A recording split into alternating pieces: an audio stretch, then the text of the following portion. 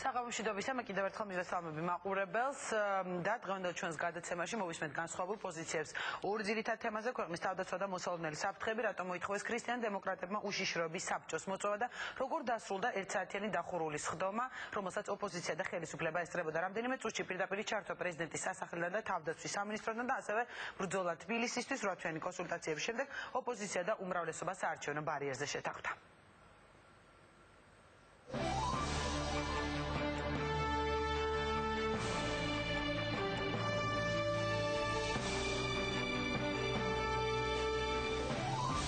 თბილისისთვის დედაქალაქის რამდენმა პროცენტმა უნდა აირჩიოს ახალი მერი. 8 თვიანი კონსულტაციების შემდეგ ოპოზიცია და უმრავლესობა საარჩევნო ბარიერზე შეთანხმდა. ბარიერთან დაკავშირებით არ არის საერთო პოზიცია, ალიანსი არ უჭერს ჩვენს წინადადებას, თუმცა დანარჩენ პოლიტიკურ პარტიებს შორის ბარიერზე არის შეთანხმება, ეს არის 30%. ძალიან დიდი შეცდომა ხედვა, რომ 50%-იანი ბარიერი არის საპრეზიდენტო. მერი ქალაქში პრეზიდენტიც არის და შეიძლება იმაზე მეტიც არის. არის ალიანსის პოზიცია ბარიერთან დაკავშირებით ცოტა უფრო მკვეთრი და კატეგორიული, რაც შესაძლოა მათი კანდიდატის პირად პოზიციებთან იყოს დაკავშირებული. რატომ ითხოვდა ალიანსი 50%-ით არჩეულ თბილისის მერს და თვლის თუ არა ოპოზიცია ნულოვანი ბარიერის დათმობას ხელისუფლების კომპრომისად. ყველა საკითხი გავლილია ძალიან ბევრი პოლიტიკური ორგანიზაცია პრინციპში პარტიებს შორის არსებობს გარკვეული კონსენსუსი. ინული დაიძრა, მაგრამ ძალიან შორს არის ისჯერ ისაღებ კონდიციამდე. როგორია ყველასთვის მისაღები ვარიანტი და რა საკითხები დარჩათ ოპოზიციას და მმართველ გუნდს ჯერ კიდევ შეუთანხმებელი. პირველი კეთება შეთანხმება ადმინისტრაციასთან დაკავშირებით, დაკომპლექტების წესთან დაკავშირებით, მაჟორიტარული და პროპორციული მანდატების განაწილების წესთან დაკავშირებით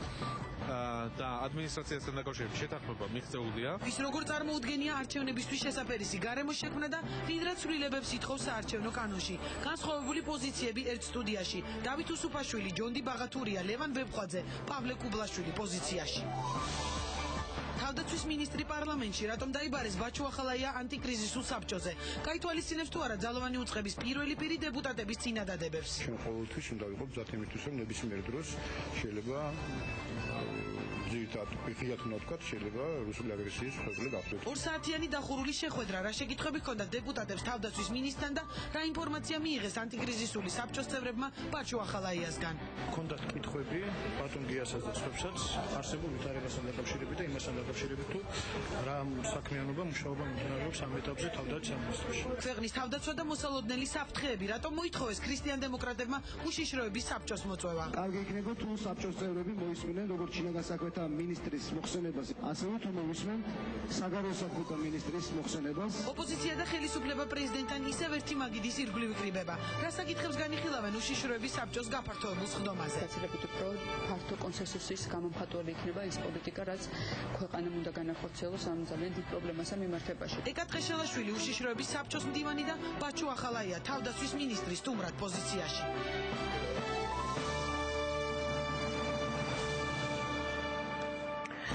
ცოტა ხნის წინ დასრულდა უშიშროების საბჭოს სხდომა, რა საკითხებს განიხილავდა ხელისუფლება და ოპოზიცია პრეზიდენტთან ერთი მაგიდის ირგვლივ. ჩვენ ამ თემაზე პირდაპირ ეთერში უშიშროების საბჭოს მდივანს ეკა ტყეშელაშვილს გავესაუბრებით. საღამომშვიდობისა, ქალბატონო ეკა. დიდი მადლობა რომ მონაწილეობთ გადაცემაში და პირველივე კითხვა მინდა დავსვა ლარსის სასაზღვრო გამშვები პუნქტის გახსნასთან დაკავშირებით, რადგან სწორედ ამ საკითხის გამო მოითხოვეს ქრისტიან-დემოკრატებმა ამ საბჭოს მოწვევა. ამიტომ პირველ რიგში მოდით ამაზე ვიპასუხეთ. განიხილეთ თუ არა ეს საკითხი და ალბათ ბუნებრივია იყოს საუბარი და თუ მოხდა რამე შეთანხმება ოპოზიციასა და ხელისუფლებას შორის. იმიტომ რომ დაისვა ესეთი კითხვები ოპონენტების მხრიდან, რომ თქვა რა გარანტია არის რომ ჩრდილოელი მეზობელი არ გამოიყენებს თქვა სათავისოთ ამ საზღვრის გახსნას, ან არ არსებობს თუ არა სერიოზული რისკები, როცა ჩრდილოეთ კავკასიაში თქვა დაძაბული მდგომარეობა. პირველ რიგში მინდა აღვნიშნო, რამდენად მნიშვნელოვანი იყო ის, რომ სწორედ ესეთი მოთხოვნის საფუძველზე ჩატარდა ეს შეხვედრა და რატომ. ჩვენ კარგად მოგახსენებათ, აბსოლუტურად სისტემური ხასიათი მივეცეთ იმას, რომ თვეში ერთხელ როგორც მინიმუმი ესეთი ტიპის გაფართოებული სხდომები ჩატარდეს ხოლმე უშიშროების საბჭოში, თუმცა ჩვენ მაშინვე დავძინეთ, როდესაც ეს ინიციატივა გაჟღერდა ხელისუფლების მხრიდან, რომ როდესაც იქნებოდა სურვილი, საჭიროება, უფრო მეტი სიხშირით, ან ესე კონკრეტულ მოვლენასთან მორგებულ შემთხვევაში შეიძლებოდა ესეთი შეხვედრების ჩატარება და აბსოლუტურად ღია ვიყავით ასეთი შესაძლებლობისთვის და დღეს კარგი მაგალითია დღევანდელი შეხვედრა იმისა, რომ როდესაც იყო ინიციატივა ასეთი შეხვედრის ჩატარების, ეს შეხვედრა ძალიან მყისიერად გადაწყდა დრო, შესაძლებლობა გაფართოებული სხდომის ჩატარების და შესაბამისად იმ საკითხების სიღრმისეულად განხილვით, რაც პრობლემატურად იყო მიჩნეული ჩვენი კოლეგების მხრიდან პოლიტიკური ოპოზიციური პარტიების წარმომადგენლების მხრიდან გულისხმობ საკითხებს. რაც შეეხება ლარსის სასაზღვრო გამშვებ პუნქტს, ძალიან საინტერესო განხილვა იყო დროული და მნიშვნელოვანი. ძალიან მნიშვნელოვანია ის თავისთავად, რომ რაიმე კითხვის ნიშნები არ იყოს იმ პროცესთან მიმართებაში, რომელიც დღეს მიმდინარეობს დიპლომატიური თვალსაზრისით. აღსანიშნავია ის, რომ საგარეო საქმეთა სამინისტრო ასრულებს წამყვან როლს, თუმცა ის დამოუკიდებლად ამ პროცესს ბუნებრივია არ წარმართავს და ყველა ის სააგენტო, ანუ ყველა ის უწყება ჩართულია სახელმწიფოს მხრიდან, რომელმაც ყველა ის საკითხები უნდა განიხილოს და საკუთარი პოზიციები წარმოარჩინოს, რაც პრობლემატური შეიძლება იყოს და მნიშვნელოვანი, მათ შორის ქვეყნის უსაფრთხოებასთან კავშირშიც, ამიტომ სრული დელეგაცია იყო წასული საქართველოდან პირველ მოლაპარაკებებზე, რომლებიც სასამართლოში გაიმართა ტერიტორიული თვალსაზრისით და ეს ესევე გაგრძელდება. ამიტომ ეს კარგი მაჩვენებელია იმისი, რამდენად სრულად გააზრებულად ხდება ამ პროცესის წარმართვა დღეს ჩვენ კოლეგებს. არსებობს თუ არა რისკები? თქვენ თავად როგორც უშიშროების საბჭოს მდივანი, რას ფიქრობთ თქვა ამ სასაზღვრო პუნქტის გახსნასთან დაკავშირებით, რაზეც ეჭვობს ოპოზიცია? დღეს ძალიან სიღრმისეულად განვხედავთ ეს საკითხი და მე შემიძლია თამამად ვთქვა, რომ ყველა იმ კითხვას, რომელიც არსებობდა ამ პროცესთან მიმართებაში, ძალიან ამომწურავად გაეცა პასუხი. აბსოლუტურად ნათელია ყველასთვის, რომ პროცესი წარმატებულად წარმართვის შემთხვევაში ბუნებრივია. ამაში გულისხმობ იმას, რომ საბოლოოდ გაიხსნება თუ არა ბუნებრივია სასაზღვრო გამშვები პუნქტი, არ იქნება რაიმე საფრთხის შემცველი ქვეყნის უსაფრთხოებისთვის, ეკონომიკისთვის, სოციალური ყოფისთვის ჩვენი მოქალაქეების პირიქით იქნება ძალიან დიდი პოზიტივის მომტანი, როგორც ეკონომიკური, სოციალური ყოფისთვის ჩვენი მოქალაქეების, არ იქნება ამავდროულად რაიმე უსაფრთხოების საფრთხის მომტანი ჩვენი ქვეყნისთვის და იქნება ძალიან კარგი ხელშემწყობი ფაქტორი კიდევ უფრო გაღრმავებისთვის, ისედაც კარგი კეთილმეზობლური ურთიერთობების ჩვენსა და ჩვენს მეზობელ სასამხეთს შორის, რომლებიც ბუნებრივია ძალიან აფასებენ იმას, თუ რამდენად კონსტრუქციულები ვართ ჩვენ ამ პროცესში. გასაგებია, რაც შეეხება ოკუპირებულ ტერიტორიებზე არსებულ ვითარებას, ოპოზიციის წარმომადგენლების კომენტარები მოვისმინეთ ჩვენ რამდენიმე წუთის წინ საინფორმაციო გამოშვებაში, სადაც ისინი ამბობდნენ, რომ ამაზეც იყო საუბარი. ბუნებრივია, ალბათ შეეხეთ ტირზნის ინციდენტსაც. ამ კონტექსტში მინდა გითხოთ, იმიტომ რომ იგივე ევროკავშირის ელჩებმაც გამოხატეს შეშფოთება, იყვნენ ჩამოსულები და გაეცნეს ადგილზე ვითარებას. ამ თემაზე იყო ჟენევაში საუბარი, მაგრამ ფაქტია, რომ შედეგი ჯერჯერობით არის ის, რომ ეს ბავშვები რჩებიან ტყვეობაში. ანუ იყო რაიმე კონკრეტულ ღონისძიებებზე საუბარი, ან თქვა რა ნაბიჯები უნდა გადაიდგას კიდე ხელისუფლების მხრიდან, რაიმე კონკრეტული გადაწყვეტილებები თუ მიიღეთ ოპოზიციასთან ერთად. ჩვენ განვიხილეთ არა მარტო ეს უკანასკნელი აღმაშფოთებელი შემთხვევა, არამედ ის პრაქტიკა, რაც შეინიშნება ბოლო პერიოდის განმავლობაში ამ მიმართულებით და რამდენად წარმატებულია უმეტეს შემთხვევაში ლოკალურად ხოლმე საკითხების ისე მოგვარება, ანუ დაკავებული ჩვენი თანამოქალაქეების განთავისუფლება, ისე რომ ამას საზოგადოება ვერც კი იგებს ხოლმე ხშირ შემთხვევაში, იმდენად ეფექტიანად ხდება ხოლმე ჩართულობა ადგილობრივ დონეზეც. თუმცა გამონაკლისი შემთხვევები არის და ეს შემთხვევაც არის ესეთი შემთხვევა, სადაც უკვე დიპლომატიური ჩარევაც ძალიან მნიშვნელოვანი გახდა უკვე ჩვენი პარტნიორების მხრიდან. ამას თავისი დრო დაჭირდა ბუნებრივია, რადგან დასაწყისშივე ადვილად გააზრებადი, როგორც აღმოჩნდა, არ იყო ჩვენი კოლეგებისათვის ის, თუ რამდენად დიდი მნიშვნელობის მატარებელი იყო ესეთი ქმედება და რამდენად ბუნებრივია აღმაშფოთებელი ასაკიდან გამომდინარე თუნდაც დაკავებული ჩვენი თანამოქალაქეების. ამიტომ დღეს შეიძლება ითქვას, რომ ყურადღება არა მარტო მობილიზებულია, არამედ კონკრეტულ პირველ შედეგებსაც ხვდებით, ხედავთ საიმისოდ, რომ არა მარტო ისეთი ორგანიზაცია, როგორც არის ევროკავშირი, არამედ კონკრეტული წევრები, გავლენიანი დიდი ქვეყნის წარმომადგენლები, მათ შორის საფრანგეთი, პირდაპირ დიპლომატიურ კონტაქტზე გავიდნენ ძალიან მაღალ დონეზე რუსეთის ხელისუფლებასთან საიმისოდ, რომ უზრუნველყოფილი იყოს უახლოეს მომავალში ჩვენი თანამოქალაქეების განთავისუფლება. აქვე დავძენთ იმას, რომ ჩვენი განხილვა არ შემოიფარგლებოდა კონკრეტული ინციდენტით მხოლოდ, რადგან ჩვენი საზრუნავი არის ბუნებრივია მომავალშიც ის, რომ ესეთი შემთხვევები არა მარტო არიდებული იყოს თავიდან, არამედ ბუნებრივია რაიმე შიში ჩვენი თანამოქალაქეებისათვის იმ ზონებში მაცხოვრებელი ჩვენი თანამოქალაქეების, რომლებიც ესაზღვრებიან დღეისათვის ოკუპირებულ ზონებს, იყოს მინიმუმამდე დაყვანილი და შემცირებული. ოკუპირებულ ტერიტორიებზე და სწორედ კითხოთ, როდესაც ეს ევროკავშირის ელჩები იყვნენ, მაშინაც კიდევ ერთხელ წამოიჭრა საკითხი ამ მისიისთვის არეალის გაფართოებაზე, ასე ვთქვათ, თუ იდგება რაიმე ვთქვათ, რაიმე კონკრეტული გადაწყვეტილებები თუ არის მოსალოდნელი ამ თემაზე და რა განცხადებები გააკეთეს, ვთქვათ, იგივე ევროკავშირის ელჩებმა თქვენთან და ხელისუფლების წარმომადგენლებთან, ვთქვათ, იგივე პირად შეხვედრებზე. შესაძლოა, რომ ეს მისიის წარმომადგენლები ვიხილოთ ოკუპირებულ ტერიტორიებზე.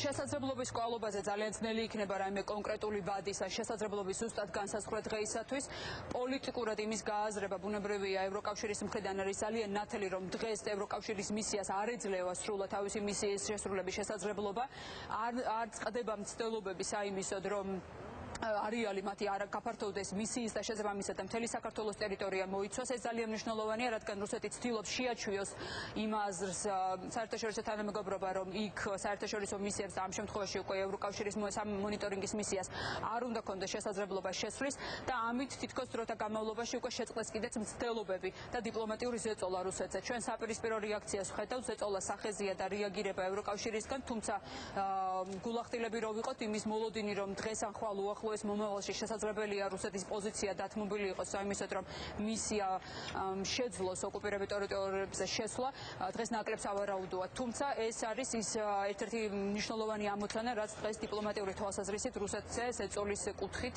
ხორციელდება საერთაშორისო თანამეგობრობიდან. და ქალბატონიკა, რადიო თავისუფლებასთან საუბარში თქვენ განაცხადეთ, რომ თუ კი რამე დაცულობის ელემენტი დღეს შეიძლება არსებობდეს, ეს არის პოლიტიკური დაცულობის ელემენტი. დღეს რომ გქონდეს ძალიან ბევრი ტანკსაწინააღმდეგო აღჭურვილობა საჰაერო თავდაცვასშალებ ციტირებას ვახდენ უბრალოდ სამხედრო თვალსაზრისით ესეც ვერ იქნებოდა გარანტია ძალთა იმ არაპროპორციული თანაფარდობიდან გამომდინარე, რაც რუსეთთან მიმართებაში გვაქვს. ამიტომ დღეს მთავარი პრიორიტეტი არის პოლიტიკური დაცულობის ელემენტის შექმნა. მე უბრალოდ მინდა კითხოთ, რას გულისხმობთ ამ პოლიტიკურ დაცულობაში? ეს არის შიდა სტაბილურობა, ვთქვათ, რაღაც საერთაშორისო საზოგადოების ფონზე, ვთქვათ, კონკრეტული ქმედებები თუ აი რას ნიშნავს პოლიტიკური დაცულობის ელემენტი? ორი ფაქტორის კომბინირებული ეფექტია ბუნებრივი, ეს არის როგორც შიდა პოლიტიკური სტაბილურობა, რაც ძალიან მნიშვნელოვანია ქვეყნის დაცულობისათვის, ასევე ბუნებრივია პოლიტიკური დაცულობა უკვე საერთაშორისო თანამეგობრობის ძალიან აქტიური ჩართულობის თვალსაზრისით ჩვენი ქვეყნის ინტერესების დაცვის კუთხით. და ამ მხრივ ძალიან მნიშვნელოვანია ის, რომ ეს არ შემოიფარგლებოდეს ბუნებრივია მხოლოდ პოლიტიკური განცხადებების სფეროთი, არამედ კონკრეტული ქმედებებითაც და ამ შემთხვევაში ძალიან კარგია მაგალითი გვაქვს ის თუ როგორ მიმდინარეობს ევროკავშირთან დაახლოების პროცესი. ეს არის ის პროცესი, რომლითაც ევროპა დღეს ძალიან ნათლად ეუბნება და აჩვენებს კონკრეტული ქმედებების სახით რუსეთს, რომ საქართველო ვერასოდეს ვერ იქნება მოაზრებული და ვერასოდეს ვერ გახდება რუსეთის ექსკლუზიური გავლენის სფეროს ქვეყანა, რომ საქართველო არის ევროპის ნაწილი, არის ევროპული ქვეყანა და საქმითაც ევროპა ამას ანახებს რუსეთს ნაბიჯ ბუნებრივია, მაგრამ ძალიან სისტემურად. ამიტომ ეს არის ის პოლიტიკური ჩართულობა და ის პოლიტიკური დაცულობა, რაც ჩვენ რაიმე სახით რუსეთის გავლენის არეალიდან მუდმივად სისტემური თვალსაზრისით გამოგვიყვანს როგორც ქვეყანას და კიდევ უფრო გაამყარებს იმას, რომ ჩვენ ერთხელ და სამუდამოდ დავიმკვიდრებთ ჩვენ თავს ევროპულ თანამეგობრობაში, იქ სადაც ჩვენი ქვეყნის მომავალი ბუნებრივია უნდა იყოს განსაზღვრული. თუმცა ამ ფონზე არ შემიძლია უბრალოდ არ გავიხსენოთ ის, რომ იგივე თქვენ საუბრობთ იგივე რუსეთის მხრიდან ესეთ გათავისუფლებაზე, მაგრამ აქტიურდნენ ამ ბოლო დროს პოლიტიკოსები, რომლებიც რუსეთში ვიზიტით, ვთქვათ, დადიან და შეხვედრებს მართავენ, იგივე ებრალიძის წარმომადგენლობა გაიხსნა დღეს თბილისში, ანუ გააქტიურებულია საკმაოდ ყოველ შემთხვევაში მოსკოვის მხრიდან ესეთი პოლიტიკური შეხვედრები თუ მცდელობები და ამ დროს რამდენად მარტივია ესეთი დაცულობის შენარჩუნება, ვთქვათ, რაზეც თქვენ საუბრობთ? ის რომ რუსეთის ინტერესი არის ბუნებრივი არა მარტო დესტაბილიზაციის შემოტანა ჩვენ ქვეყანაში, არამედ ჩვენი ქვეყნის დამოუკიდებლობის და სახელმწიფოებრიობის, ასე ვთქვათ, აღმოფხვრა იმ გაგებით, რასაც ჩვენ რეალურად დემოკრატიულ თავისუფლებას და სუვერენობას უწოდებთ, ეს არავისთვის კითხვის ნიშნის ქვეშ არ არის დღეს ქართულ საზოგადოებაში, ამიტომ ყველა ის აქტივობა, რასაც რუსეთი ახორციელებს ამდაგვარი პოლიტიკური აქტივობის სახით ქვეყნში და პოლიტიკაში, საბოლოო ჯამში ჩემი აზრით არის კონკრეტულად ამ პოლიტიკური ძალებისთვის უფრო დამაზიანებელი, ვიდრე რაიმენაირად ქართველი ხალხის, ქართული საზოგადოების შეცდომაში შეყვანის პოტენციალის შემცველი. ქართული ხალხი არის ძალიან ბრძენი, ძალიან ჯანსაღად უყურებს და საღად ვითარებას და ამიტომ ამ ხრივ რაიმე სახის შეშფოთების გამოთქვის საფუძველი არ მგონია რომ გქონდეს. და ქალბატონიკა, მე მინდა ისე უშიშროების საბჭოს მივუბრუნდე, ვთქვათ, ჩვენი საუბრის ბოლო ნაწილში წინასხდომაზე ჩვენ გვახსოვს თქვენც აკეთებდით კომენტარებს ამ თემაზე და ხელისუფლებამ საკმაოდ ისეთი შეშფოთება გამოხატა იმასთან დაკავშირებით, რომ ოპოზიციის ნაწილი არ გამოცხადა მაშინ სხდომაზე და ისინი თქვათ იგივე ალიანსის წარმომადგენლები დღესაც არ გამოჩენილა და ამბობდით, რომ უნდა ყოფილიყო ერთიანი ოპოზიცია და ხელისუფლება, თუმცა ამ ფონზე ოპოზიცია საკუთარ ასე ვთქვათ არგუმენტებს ასახელებდა და ამბობდა, რომ ხელისუფლებამ არ შეასრულეთ ის პირობები, ვთქვათ, რაზეც იყო საუბარი წინასხდომებზე. რამდენად ვთქვათ ეთანხმებით ამ მოსაზრებას, თუ იყო რაიმე ესეთი პირობები, რაზეც შეთანხმდით და მე არ იქნა შესრულებული? მე მაშინაც განვაცხადე და დღესაც იგივე შემიძლია გავიმეორო იმ ობიექტური წინაპირობებიდან გამომდინარე, რაც არსებობს ამ საკითხთან დაკავშირებით. ყველა ის შეთანხმება, ყველა ის მოსაზრება, რაც გაჟღერებული იქნა და შესაბამისად ბუნებრივია შეთანხმებული შემდგომ ამ სხდომებზე, ზედმიწევნით იქნა შესრულებული ხელისუფლების მხრიდან. პირველ შეხვედრაზე იყო შეთანხმება იმის თაობაზე, რომ შედგებოდა ოპოზიციური ძალების წარმომადგენლების შეხვედრა ძალოვან მინისტრებთან, რაც შედგა. მეორე შეხვედრაზე ასეთი ახალი ინიციატივა იყო წარმოდგენილი, რომ ყოველ ჟენევის მოლაპარაკებების შემდგომ სრული ბრიფინგი მოეწყო საგარეო საქმეთა სამინისტროს მიერ პარლამენტში ოპოზიციური ძალებისათვის საიმისოდ, რომ მათ სრულად კონდეს წარმოდგენა თუ როგორ მიმდინარეობს ქვეყნისთვის ეს უმნიშვნელოვანი მოლაპარაკებების პროცესი და ეს პროცესი შეთანხმდა და ბუნებრივია მუშაობს. ასევე შეთანხმება იყო მიღწეული მასთან დაკავშირებით, რომ ოკუპირებულ ტერიტორიებთან ქვეყნის სტრატეგიის შემუშავების პროცესში ჩართული იქნებოდა ოპოზიცია და ბატონ თემურის მიერ უკვე გადაგზავნილია პირველადი მონახაზი იმ სტრატეგიის, რაც არსებობს ჩვენს უცხოელ კოლეგებთან თანამშრომლობის შედეგად.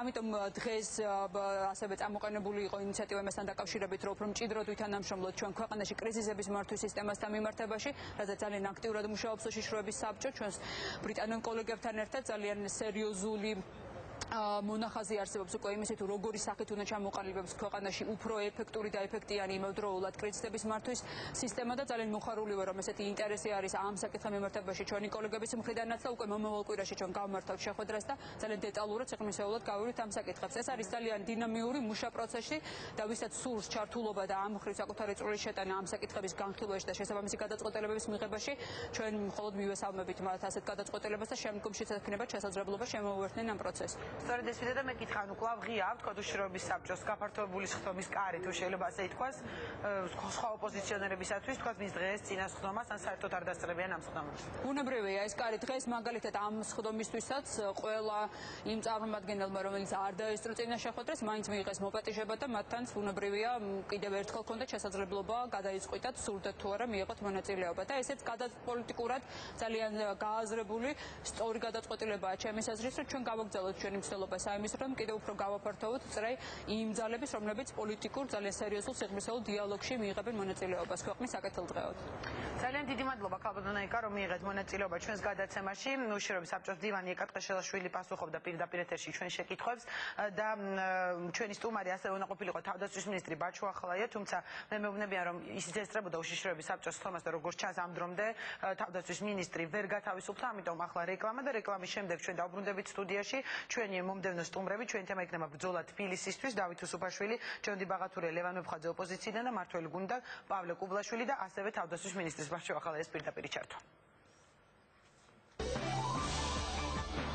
ბრძოლა თბილისისთვის დედაქალაქის რამდენმა პროცენტმა უნდა აირჩიოს ახალი მერი. თვათვიანი კონსულტაციების შემდეგ ოპოზიცია და უმრავლესობა საარჩევნო ბარიერზე შეთანხმდა. ბარიერთან დაკავშირებით არ არის საერთო პოზიცია, ალიანსი არ უჭერს ჩვენს წინადადებას, თუმცა დანარჩენ პოლიტიკურ პარტიებს შორის ბარიერზე არის შეთანხმება, ეს არის 30%. ძალიან დიდი შეცდომა ხედვა, რომ 50%-იანი ბარიერი არის საპრეზიდენტო. მერი ქალაქში პრეზიდენტიც არის და შეიძლება იმაზე მეტიც არის. არის ალიანსის პოზიცია ბარიერთან დაკავშირებით ცოტა უფრო მკვეთრი და კატეგორიული, რაც შესაძლოა მათი კანდიდატის პირად პოზიციებთან იყოს დაკავშირებული. რატომ ითხოვდა ალიანსი 50%-ით არჩეულ თბილისის მერს და თulis თუ არა ოპოზიცია ნულოვანი ბარიერის დათმობას ხელისუფლების კომპრომისად. ყველა საკითხი გავლილია ძალიან ბევრი პოლიტიკური ორგანიზაცია პრინციპში პარტიებს შორის არსებობს გარკვეული კონსენსუსი. ინული დაიძრა, მაგრამ ძალიან შორს არის ისჯერ ისაღებ კონდიციამდე. როგორია ყველასთვის მისაღები ვარიანტი და რა საკითხები დარჩათ ოპოზიციას და მართულ გუნდს ჯერ კიდევ შეუთანხმებელი. ვერ იკვეთება შეთანხმება ადმინისტრაციასთან დაკავშირებით. დაკომპლექტების წესთან დაკავშირებით, მაჟორიტარული და პროპორციული მანდატების განაწილების წესთან დაკავშირებით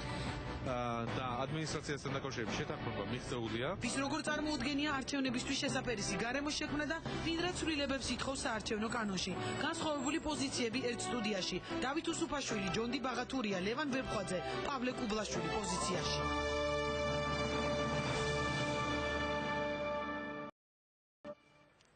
რეკლამის შემდეგ პოზიცია პირდაპირ ეთერში ბრუნდება. ჩვენ დაპირებული პირდაპირ ჩართვა თავდაცვის მინისტრი ბაჩო ახალაია გადაცემის ბოლოს გვეყოლება სტუმრად. მანამდე კი უკვე გადავალთ ჩვენი გადაცემის მეორე თემაზე ბრძოლა თბილისისთვის. საარჩევნო კანონის ირგვლივ ოპოზიცია და ხელისუფლება მსჯელობს და გარკვეული შეთანხმებები უკვე მიღწეულია. ჩვენ მოვისმენთ ოპოზიციიდან სხვადასხვა პოზიციებს, ეს იქნება ჩვენი სტუმრები იქნებიან ქრისტიან დემოკრატების ერთ-ერთი ლიდერი ლევან მეფხაძე და ჯონდი ბაღათურია პარლამენტიდან, სტუდიაში დავით უსუფაშვილი ალიანსი საქართველოსთან და გადაცემის ბოლოს ჩვენი სტუმარი იქნება მართველი გუნდიდან ასევე პავლე კუბლაშვილი, რომელიც ოპოზიციის ასე ვთქვათ პრეტენზიებს თუ შენიშვნებს პასუხებს გასცემს. ლევან ვებხვაძე და ჯონდი ბაღათური არიან ჩვენი პირველი სტუმრები საღამო მშვიდობისა. მე მივესალმები ჩემს სტუმრებს. ბატონო ლევან, დავიწყებთ თქვენგან. გამარჯობათ. თქვენი წინადადება პირდაპირ საქმეზე რო გადავიდეთ, დრო ცოტა იყო 33%-იანი ბარიერი, როდესაც მიმდინარეობდა ამაზე მსჯელობა, ვთქვათ, ბარიერის თემა იყო ერთ-ერთი, რაზეც შეთანხმება შედგა ხელისუფლებასა და ოპოზიციას შორის. თუმცა ნუ შემდეგ შეთანხმება 33-ის მაგალითად მოხდა 30%-ზე. ანუ ამით ოპოზიციამ ვთქვათ მიაღწია რაღაც გარკვეულ შეთანხმებას და გადადგა წინაბიჯი ვთქვათ იმისაგან, რომ ხელისუფლება წავიდა თუ არა კომპრომისზე და რა იყო ხელისუფლების არგუმენტი, რითიც მათ დაგარწმუნათ, რომ ვთქვათ 10 ვარიანტი იყო უმჯობესი 30%-ს გულისხმობ. ნინო, დიდი მადლობა მოწვევისთვის. მე თავიდან ძალიან მოკლედ მინდა შევეხო დღევანდელ ამბავს, იმიტომ რომ დღევანდელი დღე ეს არის 100,000 მოწამის დღე და ძალიან მნიშვნელოვანი და ღირსახსოვარი დღე არის. შესაბამისად 100,000 ადამიანი თბილისელი გამოვიდა დღეს ქალაქში, სწორედ აი ამ დღის აღსანიშნავად და ნახეთ თქვენ ის ადგილი, სწორედ სადაც 100,000 მოწამე ემსხვერპლა, როგორ იყო გავსებული 100,000 ადამიანით ის ხიდი, სადაც მოხდა ეს მოვლენა რამოდენიმე ასეული წლის წინ.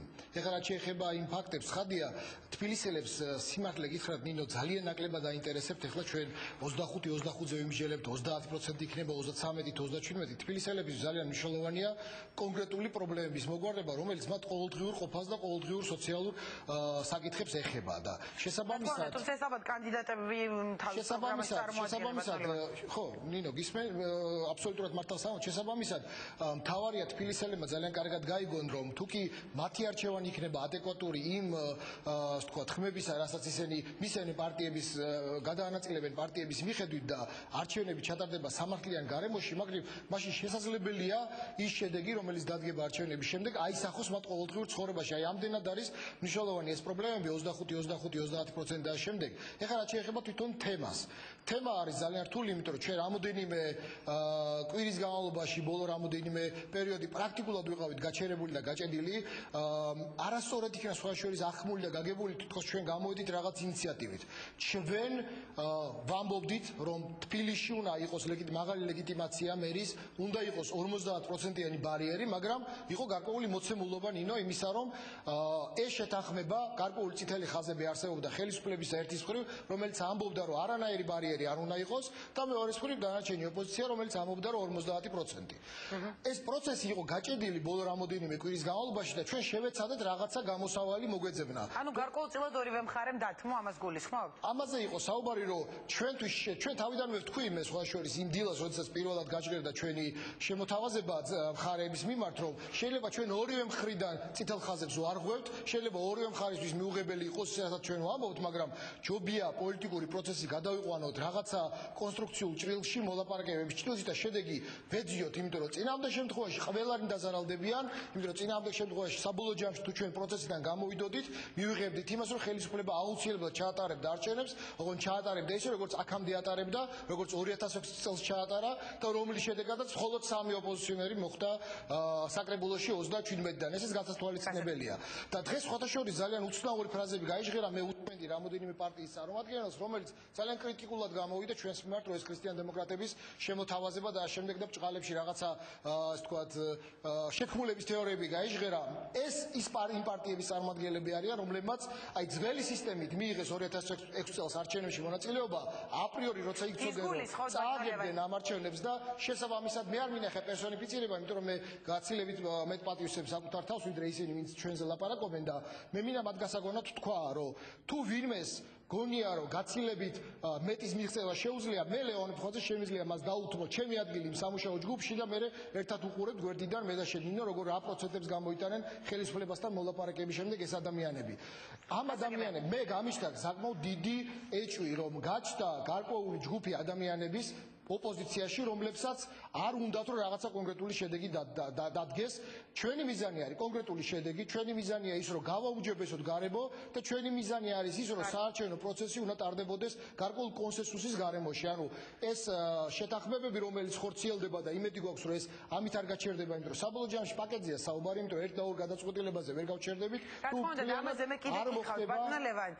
შეთანხმება, ამიტომ მე სხვა ეჭვი გამიშთა ვიღაცას ოპოზიციის ნაწილში ურჩევნია ეთყობა 80%-იანი და 90%-იანი ნაციონალური მოძრაობა საკრებულოში და ის პატრონელევანტო ძალიან ბევრჯერ ახსენეთ და იგი უბრალოდ გახდეს ისევ ქალაქის მერად, ვიდრე იყოს ქრისტიან-დემოკრატი მერი ან სხვა პარტიის წარმომადგენელი მერი. ეთყობა ეს ურჩევნიათ, იმიტომ რომ მათ როგორც ჩანს მიაჩნიათ, რომ ამ შემთხვევაში მათი გზა იქნება ძალიან მცდარი გზა და საბოლოო ჯამში დაგისვამთ შეკითხვას პატრონელევან ამ თემაზე გადმოვარდნი კითხვით. ჩვენი მთავარი მიზანი არის სწორედ ის, რომ მივახციოთ იმას, რომ ხელისუფლებამ დათმოს და ჩვენ ნაწილობრივ ეს გუშინ ვაჩვენეთ, რომ ჩვენ რაღაც ის მიღწევა შეგვიძლია, შესაძლოა ჩვენ მეტი გვინდოდეს, მაგრამ ჩვენი შესაძლებლობები გასაგებია და რა უნდა დათმოს კიდევ ხელისუფლებამ, რომ საარჩევნო გარემო გაუმჯობესდეს, ამაზე ვისაუბრებთ თქვენთან მეორე კითხვით გადმოვა. პატრონელევან, უბრალოდ ბატონი ჯონდი ბაღათურიაც იმყოფება სტუდიაში, საიდანაც პირდაპირ ეთერში გვერდება და უბრალოდ მასაც მინდა ვკითხო ამ შეთანხმების შესახებ, თვლით თუ არა რომ ხელისუფლებამ გარკვეულწილად რაღაც კომპრომისზე წავიდა, ვთქვათ, ამ ბარიერთან დაკავშირებით და რა არის ის საკითხები, რაზეც ვერ შეთანხმდა ოპოზიცია და ხელისუფლება ამ შეხვედრაზე.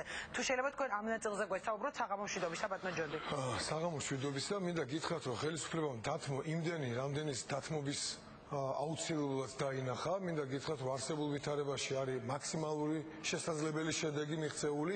რა თქმა უნდა, ეს მე არ ვარ ამით კმაყოფილი, მაგრამ ვითარება, რომელიც ქვეყანაში არის შექმნილი ოპოზიციურ ფლანგზე, ანუ სრული დაგსაქსულობა და სამწუხაროდ ზოგიერთ ჩვენს კოლეგას არ ყოფნის გამჭირახობა, რომ თუ თქვა ხელს არ შეგვიწყობდა აი ამ ერთგვარ დიალოგის წარმოებაში. თქვენ მიზეს საუბრობთ, ეს მაინც მითხარით, ბატონელევანმა არ დაასახელა, ანუ არის საუბარი, რომ რაღაც ხდება ოპოზიციურმა პარტიებმა განცხადებები აკეთეს. ნინო, გასაგებია რა მნიშვნელობა აქვს სახელს ზოგადად ვამბობ.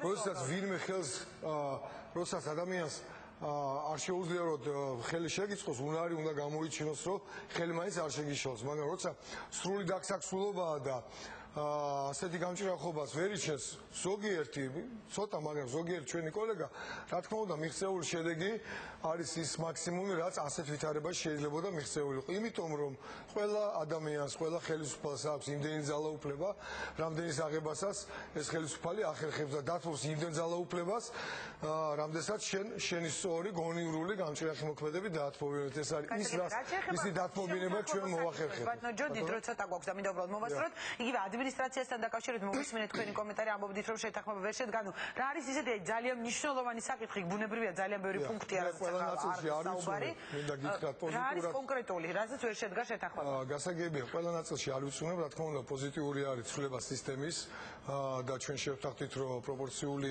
ოდენობა გაიზრდება, ამას ჩვენ პოზიტიურად ვაფასებთ.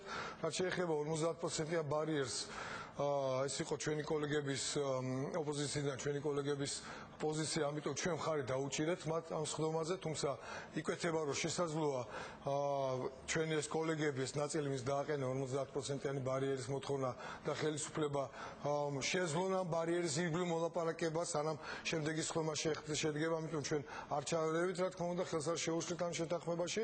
რაც შეეხება ადმინისტრაციის ფორმირებას, ყველაზე მნიშვნელოვანი ქართული დასისთვის სწორედ ადმინისტრაციის ფორმირება, ახალი ადმინისტრაციის ფორმირება და ადმინისტრაციაში არა სახელები და გვარების ცვლილებას, მაგალითად ზოგიერთი ჩვენი კოლეგა თვლის, რომ ეს მიღწევაა, რომ ლევან თახნიშვილი იქნა გადაყენებული. ჩვენ მიგვაჩნია, რომ ლევან თახნიშვილს ან კონკრეტულ სახელ და გვარს კი არ გაუყალბები არჩევნები გააყალბა სისტემამ და სისტემამ ვერ უზრუნველყო სისტემის მეორე ნაწილმა, ანუ ოპოზიციურმა ფლანგმა საარჩევნო ადმინისტრაციაში ვერ უზრუნველყო წინააღმდეგობის გაწევა. ამიტომ ძალიან დავასრულებ თუ შეიძლება, ამიტომ ძალიან მნიშვნელოვანი არის ბალანსის ცვლილება არსებულ, ასე იგი, ადმინისტრაციაში. ადრე დგებოდა სრული პარიტეტი, ანუ თითო წარმომადგენელი თითოეულ პარტიას, ეხლა ჩვენ ვაყენებთ, კომპრომისული არის პარიტეტი ჯამში ოპოზიციასა და ხელისუფლებას შორის. ვფიქრობ, რომ ამის პერსპექტივა არის, თუ კი ჩვენი კოლეგები ოპოზიციიდან ამ პერსპექტივას ხარს დაუჭერენ. კარგი, და ბატონო ჯონდი, ბოლო კითხვა და ამავე კითხვით გადავა ლევან მოფხაძესთან. ანუ ეს გარკვეული შეთანხმებები იგივე ბარიერზე, იმაზე რომ უკვე ცნობილია, რომ თქვა ლევან თახნიშვილი აღარ უხელმძღვანელებს თვითმმართველობის არჩევნებზე ცენტრალურ საარჩევნო კომისიას და არის საუბარი დაკომპლექტებაზე. არის ეს უკვე საკმარისი იმისათვის, რომ თქვა ოპოზიცია იყოს კმაყოფილი იმით, რომ და ითქვას, რომ საარჩევნო გარემო გაუმჯობესებული იქნება მომავალი არჩევნებისთვის, თუ დარჩა კიდევ მნიშვნელოვანი საკითხები? ნინო მე კიდევ ერთხელ მინდა გავიმეორო პოლიტიკა არის რეალურად შესაძლებელი შედეგებიდან საუკეთესო შედეგის მიღწევის ხელოვნება. ამიტომ რეალურად შესაძლებელი შედეგი ასეთ მოცემულობაში სწორედ ეს იყო. მე მინდა გითხრათ რომ მე რო ყოფილიყავი ესეთ დაქსახსულ ოპოზიციაში შეიძლება ამდენის არ დამეთმო, იმიტომ რომ პოლიტიკა კიდევ ერთხელ ვიმეორებ არის ესეთი მეცნიერება, სადაც რაღაც მოტივაციები უნდა კონდეს ადამიანს რომ დათმოს ის ძალაუფლება რაც მას გააჩინა. მეტი მოტივაცია ჩვენ ვერ შევქმნით, მინდა გითხრათ.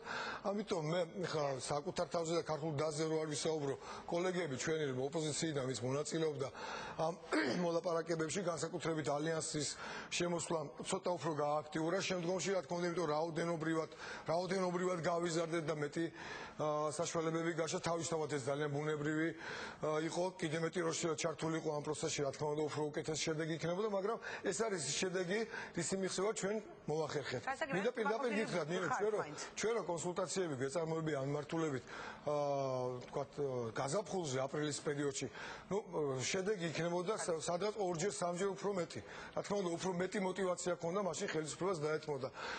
9 აპრილამდე 8-ში და 7-ში რო გეწარმოებია, ჩვენ ხელში ვექნებოდა სასამართლო რეფორმა, ხელში ვექნებოდა ძალიან მნიშვნელოვანი დემოკრატიული და პოლიტიკური რეფორმები, მაგრამ მივახციეთ იმას, რის მიღწევა ჩვენ შევძლებთ. სხვა უფრო მეტი გააკეთოს და მე ელაპარაკოს. დიდი მადლობა. ჯონდი ბაღათურია საუბრობდა პირდაპირ ეთერში და ამავე კითხვით გადავდივარ ქრისტიან დემოკრატების ლიდერთან ლევან მებხვაძესთან. ბატონო ლევან, თვლით თუ არა რომ ოპტიმალური ვარიანტი გამოინახა და ვთქვათ საარჩევნო გარემოს გაუმჯობესება აი ამ ცვლილებებით, რასაც შეთანხმდით, უკვე სახეზეა ვთქვათ შესაძლებელი იქნება ამ არჩევნებისთვის.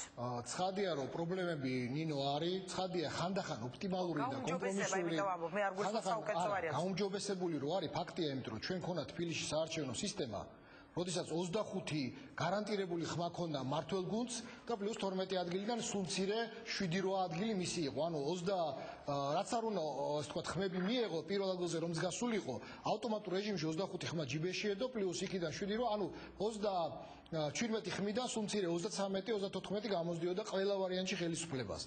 ის სქემა, რომელზეც ჩვენ საუბრობ და რაზეც ბოლოს ჩვენ შევთანხმდით 25-25-ზე, ეხლა როგორ გონიათ ეს ვარიანტი არ არის იმაზე უკეთესი რაც იყო?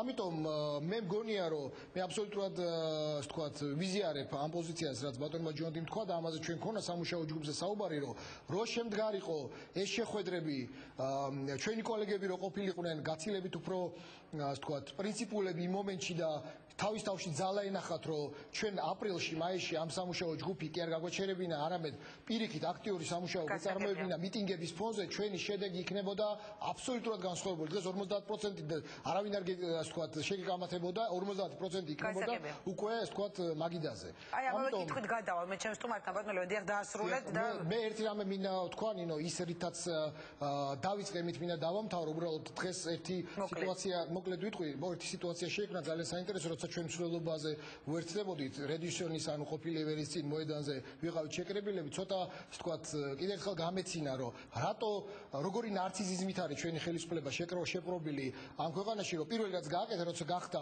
მოვიდა ხელისუფლებაში და აიღო ხელისუფლება, ამ მოედანს რესპუბლიკის მოედანს უწოდა ვარდების მოედანი. მაშინ როცა თბილისში არ გვაქვს 100,000 მოწამეთა მოედანი, ამიტომ თუ კი ჩვენ გონივრულად წავალ და გონივრულად წარმართავთ პროცესს, ჩვენ გვექნება ასე ვთქვათ ოპოზიციური უმრავლესობა, მათ შორის ქრისტიან-დემოკრატიული შესაძლო უმრავლესობაც და რომელიც პირველ რასაც გააკეთებს, ეს იქნება რომ 100,000 მოწამეთა მოედანიც გვექნება თბილისში, ეს იქნება მეტეხის ხიდის მიმდებარე ტერიტორია და გვექნება ასევე ევროპის მოედანი, რომელსაც ჩვენ დავარქმევთ აუცილებლად დღევანდელი რესპუბლიკის მოედანს, უпростоრად დღევანდელი ვარდების მოედანს. გასაგებია, დიდი მადლობა. ქრისტიან-დემოკრატების ერთ-ერთი ლიდერი ლევან მებხვაძე საუბრობდა და მე გადმოვინაცვლებ სტუდიაში ჩემს სტუმართან ალიანსის საქართველოსთვის ერთ-ერთი ლიდერი დავით უსუფაშვილი და ბატონო დავით, უსმენთ თქვენ ოპოზიციის წარმომადგენლებს და მინდა იმავე კითხვით დავიწყო, რაზეც ბატონ ჯონდიც საუბრობდა და ბატონი ლევანიც, ჩვენ რომ ეს ყველაფერი აპრილში დაგვეწყო, შესაძლოა წარსულზე საუბარი უკვე გვიანია, მაგრამ მაინც მინდა კითხოთ, იმიტომ რომ თქვენც მათ შორის იყავით, ვინც თქვათ ქუჩის აქციებში იღებდით მონაწილეობას და მაშინ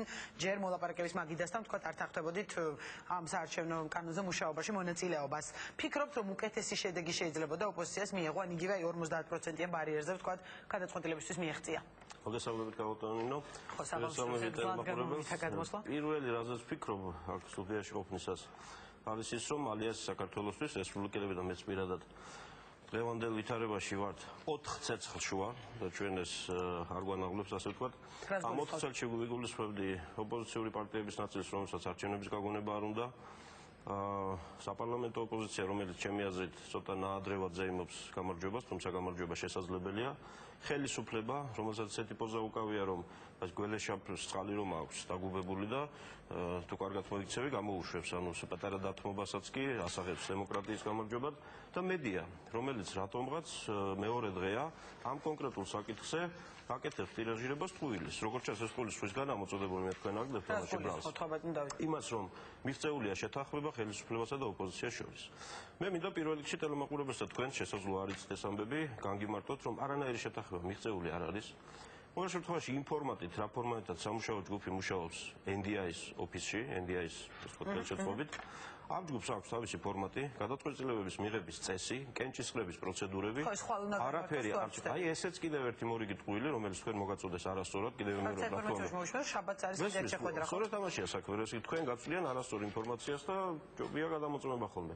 იმიტომ რომ სამუშაო ჯგუფი მუშაობას განახლებს ორშაბათიდან და არანაირი შეხვედრა და ხელმოწერა და კენჭისყრა ხვალ არ არის დაგეგმილი.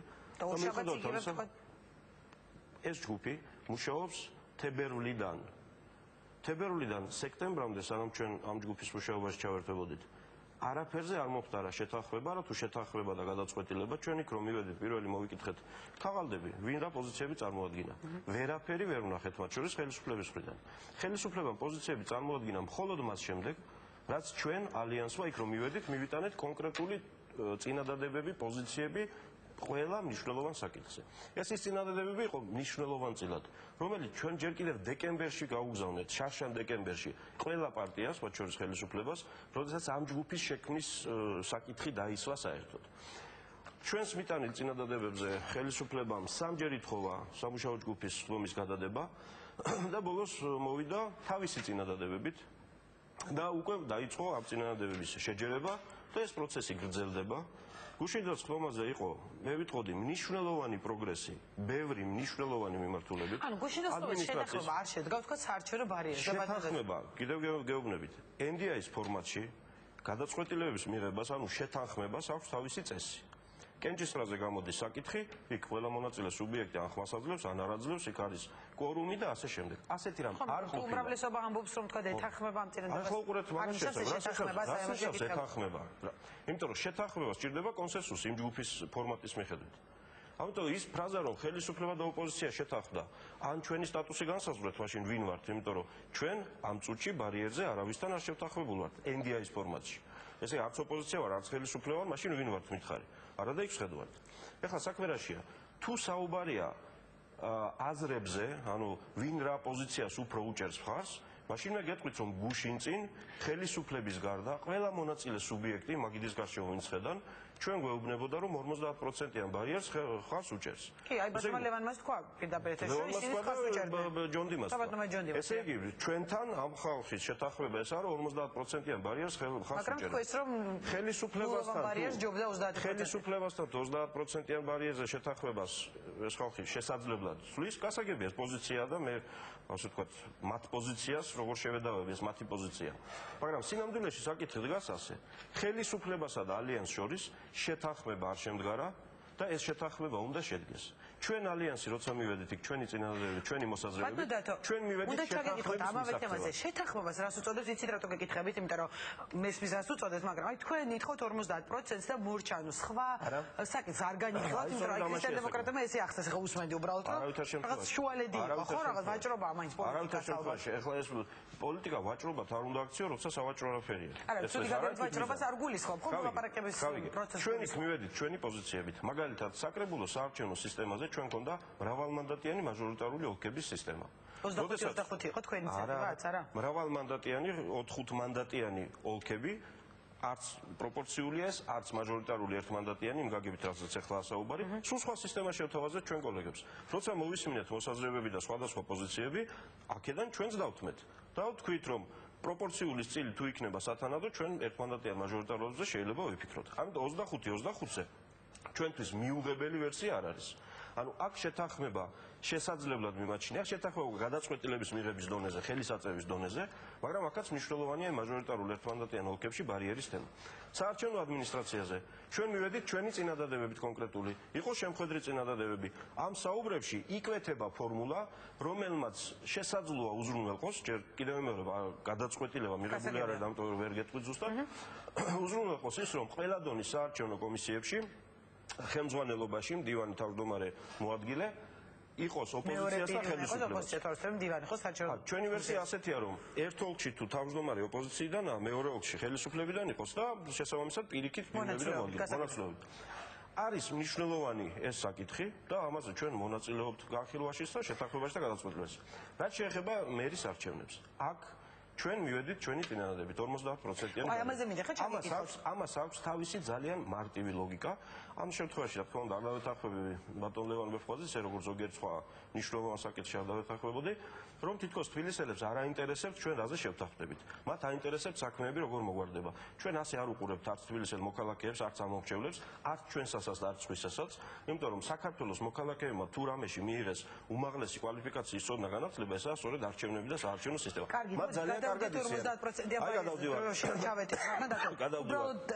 მათ ძალიან კარგად დავამატო შეკითხვას რაღაც ამ თემასთან დაკავშირებით. ერთი რომ თქვათ რატომ ითხოვთ ასეთ მაღალ ბარიერს ამის განმარტება რო გააკეთოთ მოკლე, იმიტომ რომ ეს არის თქვათ საპრეზიდენტო ჩვენს ქვეყანაში შესაძლოა რომელიმე ქვეყანაში არსებობს ამის მაგალითები და იყო საუბარი იმაზე რომ თუ 50%-ზე თქვათ ვერ შეთანხმდება ჩვენს ქვეყანაში მერის არჩევნების რამე პრეცედენტი იცით და პრაქტიკა პირდაპირ წესით არა საკრებულოს წესით. ესე იგი ჩვენს ქვეყანაში არც ასეთი ტრადიცია, არც ესეთი ტრადიცია. მაგრამ საპრეზიდენტო ბარიერია ხო ყოველ შემთხვევაში ფაქტი ესეთი აქამდე 50 იმიტომ გეკითხებით.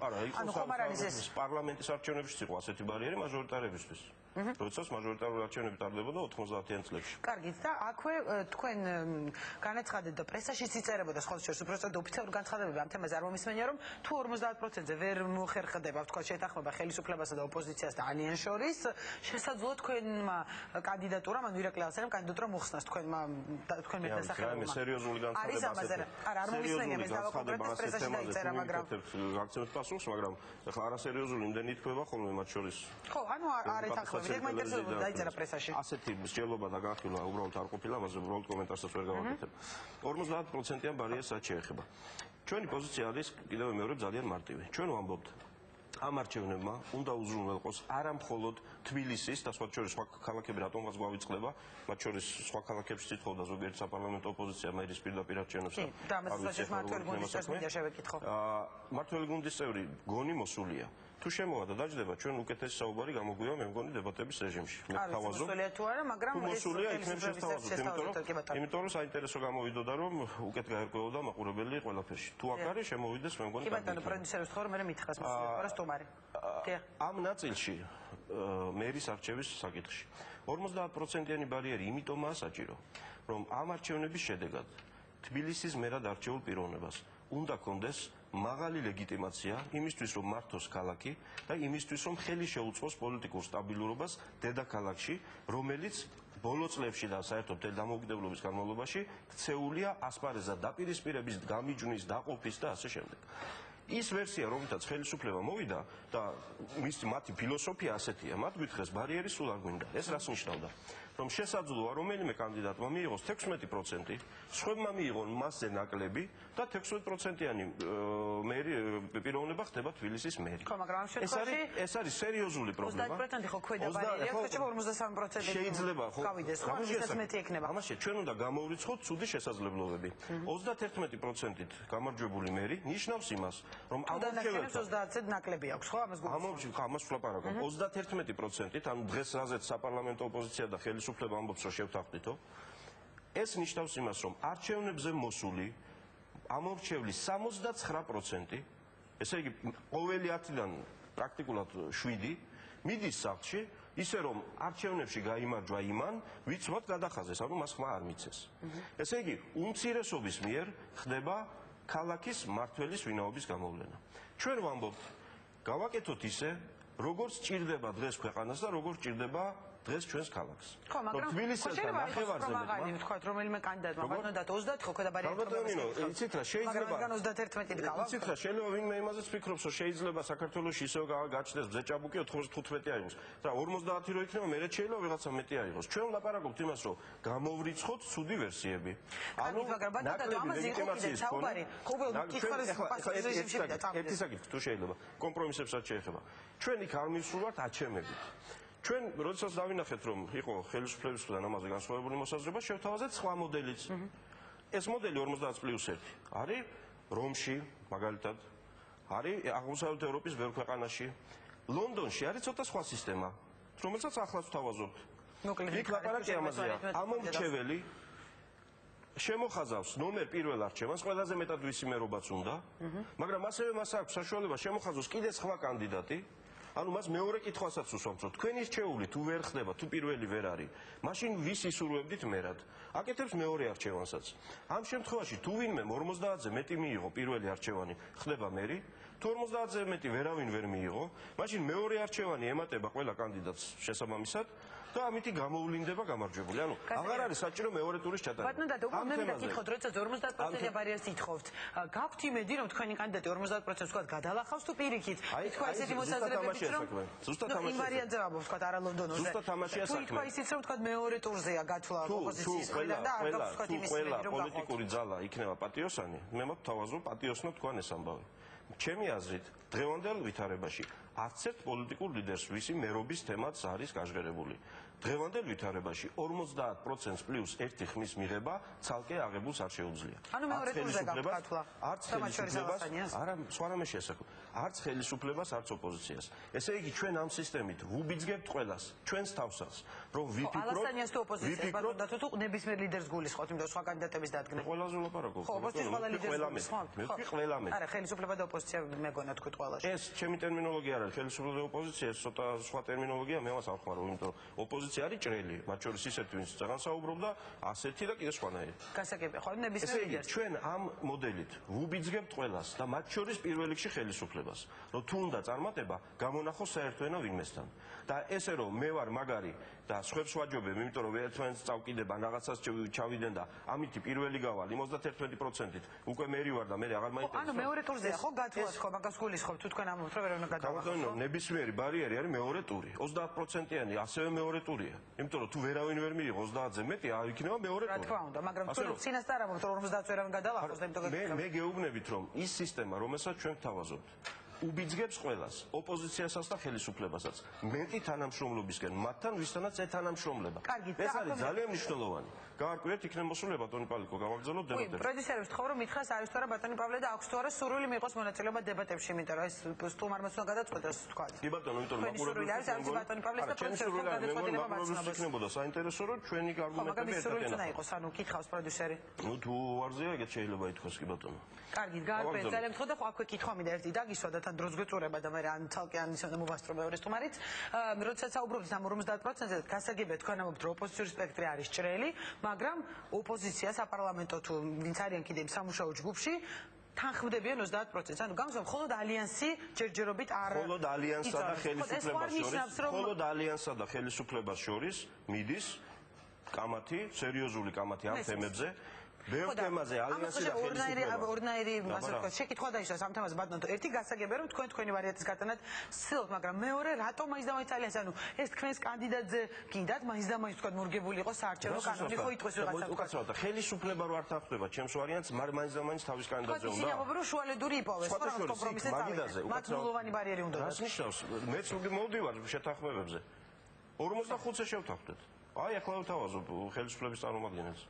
მეც მოვდივარ შეთანხმებაზე 45-ზე შევთანხმდეთ კი ბატონო 53-ზე შევთანხმდეთ აი პირდაპირ ეთერში ვთავაზობ კარგი გადავწყვეტ თუ არ შემო ბატონი პავლე რაც შეეხება აი ამ დამოუკიდებლობას თავისთავად და სამწუხაროდ საპარლამენტო ოპოზიციის წარმომადგენლების საუბარში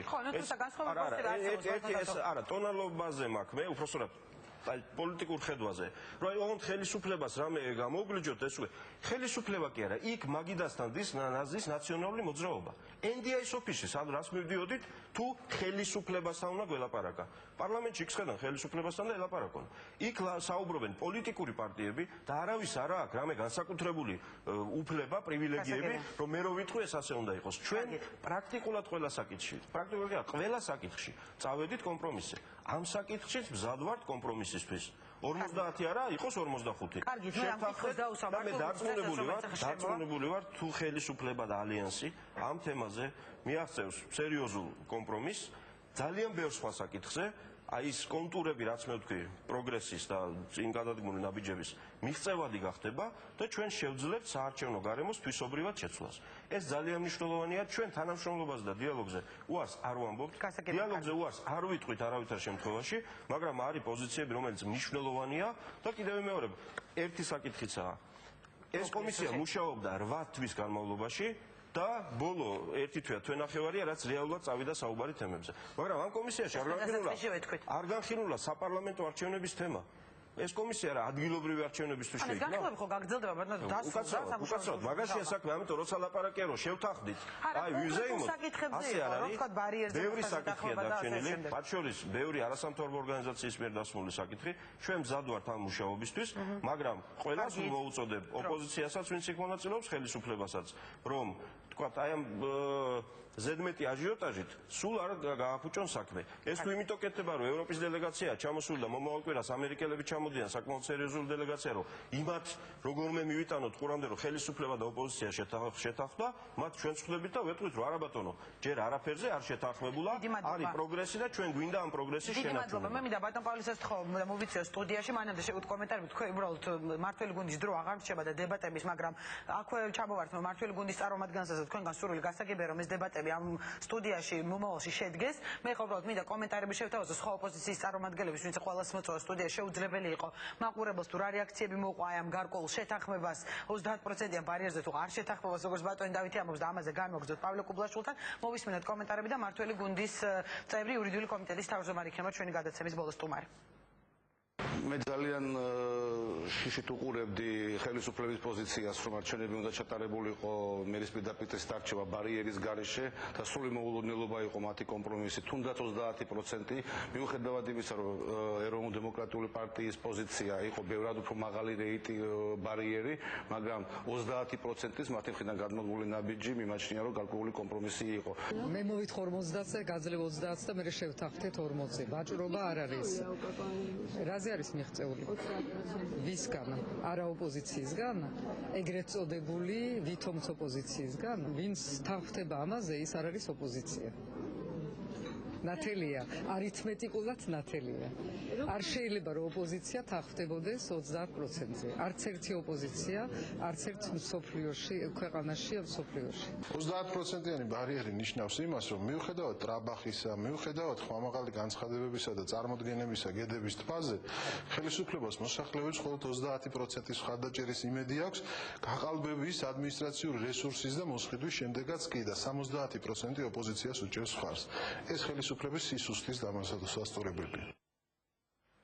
მოვისმინეთ ოპოზიციის სხვა წარმომადგენლების კომენტარებიც და ახლა მართველი გუნდიდან პავლე კუბლაშვილია, ჩემი სტუმარი. საღამოშტობისა ბატონ პავლე, იყო მოთხოვნა დებატებზე დასწრომაზე, რაზეც ალბათ სამომავლოდ, იმიტომ რომ დრო აღარ იყო, ასე ვთქვათ, ოპოზიციამ თავის დრო გამოიყენა და თქვენთვის ძალიან ცოტა დრო დაგვრჩა, ამიტომ მე მინდა იმ კითხვებს გასცეთ პასუხი, რაზეც სწორედ აუცილებლად უბრალოდ კიდევ ერთხელ მინდა თქვენ ეთერში დავადასტურო, ჩვენც უნებრივია არანაირი დებატი არც ერთ თემაზე არ არის პრობლემური. მე მზადა ვარ ბატონ დავითთან, მისი ალიანსის ნებისმიერ სხვა წევრთან, ამ სტუდიაში ან ნებისმიერ სხვა ტელევიზიის სხვა სტუდიაში ამ თემაზე ან ნებისმიერ სხვა თემაზე ვიდებატოთ და ერთად ვიმშელოთ, ნახოთ საზოგადოება როგორ შეხედავს ამ დებატების შედეგებს. მაგრამ მე მინდა ვთქვა, რომ უბრალოდ ზოგადად ძალიან რთულია, როდესაც ადამიანები მოდიან მხოლოდ თავისი დღის წესრიგით და იმაზე საუბრობენ. ალბათ თუ საუბრობთ საარჩევნო თემატიკაზე, ჯერ უნდა დავიწყოთ იმით. დავიწყოთ და ბატონ დავითი ამბობდა, რომ შეთანხმება არ მოხდაო და ვთქვათ, ეს არის ტყუილი, რასაც აცხადებენ ბოლო დღეებში. ამ ეს რომ განგვიმარტოთ. შეთანხმებას აქვს წესი იმ ფორმატში, რომელშიც მიმდინარეობს ეს მოლაპარაკებები, ეს დიალოგი. შეთანხმება მდგომარეობს იმაში, რომ უკლებლივ ყველა მხარე უნდა დაუჭიროს წარმოდგენილ წინადადებას და აქედან გამომდინარე ჩვენ მქონდა შემთხვევა, როდესაც ალიანსის გარდა ყველა სხვა ოპოზიციური პარტია დათანხმდა იმ შეთავაზებებს, ხო, ეხლა თუ ალიანსს სურს რომ აი ამის გამო ჩიხში შევიდეს შეთანხმება, ან არ იქნას მიღებული რაიმე სხვა ამან სხვა თემაზე გადაწყვეტა. ეს ხო მათი პრობლემაა. მე ვფიქრობ რომ შეთანხმება ოპოზიციურ ძალებთან აუცილებლად მოხერხდება, ეს საკითხები აუცილებლად გადაწყდება ამ ფორმატში და იმედი მაქვს რომ ამ შეთანხმებას შემოუერთდება ალიანსიც. მე ვფიქრობ რომ მათთვისაც არ უნდა იყოს უცხო ის შეთავაზებები, რაც ჩვენ გვქონდა. მოდით ძალიან მოკლედ მინდა ვთქვა უბრალოდ საზოგადოებამ კიდევ ერთხელ გაიგოს რასთან გვაქვს საქმე. ჩვენ მუდმივად გვქონდა კრიტიკა, გვესმოდა კრიტიკა ჩვენი ოპოზიციონერი კოლეგების მხრიდან იმასთან დაკავშირებით, რომ თბილისში არ არის პირდაპირ არჩეული მერი. მაშინ, როდესაც ჩვენ გადავდგით ეს ნაბიჯი და ვთქვით, კი ბატონო, რახან პოლიტიკური სპექტრის მოთხოვნა ესეთია, რახან მათ მიაჩნიათ, რომ თბილისი არის უფრო მეტად პოლიტიკურად, ასე ვთქვათ, დატვირთული და შესაბამისად პირდაპირ უნდა იყოს მერის არჩევნები, გადავდგით ეს ნაბიჯი და გამოვაცხადეთ მერის პირდაპირი არჩევნები. თუმცა ძალიან ბევრ ქვეყანაში, ბატონო დავითმა რამოდენიმე მაგალითი მოიყონ, მე შემიძლია სხვა მაგალითებიც მოგიყონ, ჩამოვთვლი უბრალოდ. ავსტრიაში, გერმანიაში, ბელგიაში, ესპანეთში, დანიაში, ესტონეთში, ირლანდიაში, ლიტვაში, ნორვეგიაში, საფრანგეთში, საბერძნეთში აღარ გავაგზავნებ, იმიტომ რომ ძალიან დიდია ჩამონათვლი. საერთოდ არ არის პირდაპირ არჩეული მერი და მერს ირჩევენ საკრებულოები, მაგრამ ეს ქვეყნები, რა თქმა უნდა, მაგრამ ამ ქვეყნებში არც ერთი ოპოზიციური პარტია არ იძახის, რომ ეს არადემოკრატიული წესია. ბუნებრივია, ესეც დემოკრატიული ფორმაა, მაგრამ ჩვენ გადავდგით კიდე ერთი ნაბიჯი წინ. ამის შემდეგ ჩვენ შევცვალეთ სისტემა და შევთავაზეთ იმ სულების სისტემა, რასაც გვიოდა გამარჯვებულს მიაქვს ყველა მანდატი. ანუ 3 მანდატიან ოლქში ყველაზე მეტი ხმის მიმღები მიიღებდა 3-ვე მანდატს. ამაზეც იყო ძალიან დიდი კრიტიკა და ჩვენ შევთავაზეთ, კი ბატონო, იყოს პროპორციული წესის გასანაწილებელი მანდატები და იყოს მაჟორიტარული არჩევნები. ამაზეც შემდეგ მივიღეთ, რომ თურმე ესეც არ არის საკმარისი. ჩვენ არ გვაქვს რაიმე თქვა ბარიერსაც მოდით. ასაკი მეუბნები, მაგრამ ეს გახდა მე უბრალოდ არ მესმის ლოგიკა. რატომ არა 50%, ბატონო პავლე, მარტივი მიზეზის გამო. არჩევნები და მხარდაჭერა ჩანს მხოლოდ მაშინ, როდესაც საარჩევნო ბიულეტენში შეტანილია ყველა კანდიდატი. აი ამ ყველა კანდიდატიდან ადამიანი მხარს უჭერს ერთ-ერთს. თუ ამოყრით ვიღაც კანდიდატებს და მხოლოდ ამ შემთხვევაში არჩევანი თავისუფალი ვერ იქნება დამეთანხმებით. ამიტომ რეალური მხარდაჭერა ჩანს მხოლოდ პირველ ტურში.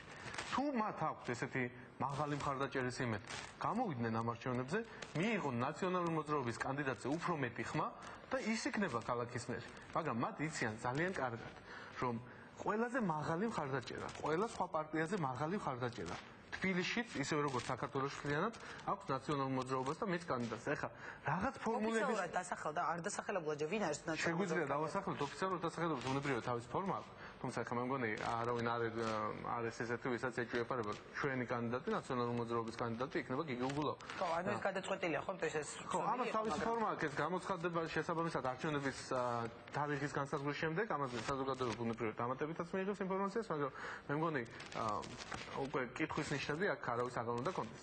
ამიტომ ისინი ხედავენ, რომ მათ არ აქვთ ისეთი ხარდაჭერა, რომ მიიღონ, ასე ვთქვათ, მერის არჩევნებში წარმატება, შესაბამისად იგონებენ რაღაც ფორმულებს. რომლითაც არგუმენტის ბატონო პავლე მინდა უბრალოდ ჩაგეკითხოთ, იმიტომ რომ დასახელდა ძალიან ბევრი კონტრარგუმენტები და ესენი მინდა რომ შეკითხვებში დავსვა.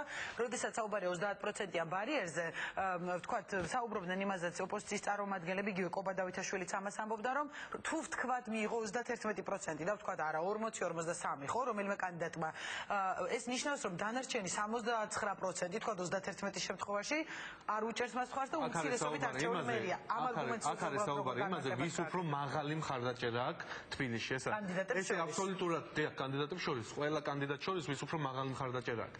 ახლა ესე თუ ვივენგარიშებთ, შეიძლება მაშინ რაღაცა თქვას, რომ ვინც არ მოვიდა არჩევნებზე იმათი ხმების გავითვალისწინოთ, ისიც გამოდის, რომ არავის არ ესეთი მიდგომებით შორს ვერ წავალთ. ჩვენ გვინდა გავარკვიოთ რეალურად, ვის აქვს ყველაზე მაღალი მხარდაჭერა ქალაქში. ყველაზე მაღალი მხარდაჭერა აქვს იმას, ვინც არჩევნების პირველივე დღეს, იმ პირობებში, როდესაც ყველა კანდიდატი არის ბიულეტენში ჩამოწერილი, მიიღებს სხვებზე მეტ ხმას. თუ მათ აქვთ პრეტენზია, რომ მათ აქვთ მხარდაჭერა დედაქალაქის, მოვიდნენ ამ არჩევნებზე და შესაბამისად მიიღონ მონაწილეობა და მიიღონ ჩვენ კანდიდატზე უფრო მეტი ხმა. ასეთ შემთხვევაში ისინი იქნებიან ბუნებრივია ხელისუფლების სათავეში თბილისში. მაგრამ მათ რეალურად ამის, ასე ვთქვათ, ხედავენ თვითონ, რომ ასეთი ხარდაჭერა საზოგადოებაში არ აქვს და ამიტომ უნდათ რაიმე ფორმულის მოგონება, რომლითაც შეცვლიან საზოგადოების ხარდაჭერის აი ამ გამოხატულებას. მე ამ მგონია, რომ ესეთი ფორმულები უნდა მოვიგონოთ ჩვენ. შეთანხმება ბუნებრივია მნიშვნელოვანია, მაგრამ ეს შეთანხმება არ ნიშნავს, რომ ჩვენ უნდა დავარღვიოთ რაღაც სისტემები, რომლებიც მნიშვნელოვნად ხალხის მხარდაჭერას ასახავს საბოლოო შედეგებში.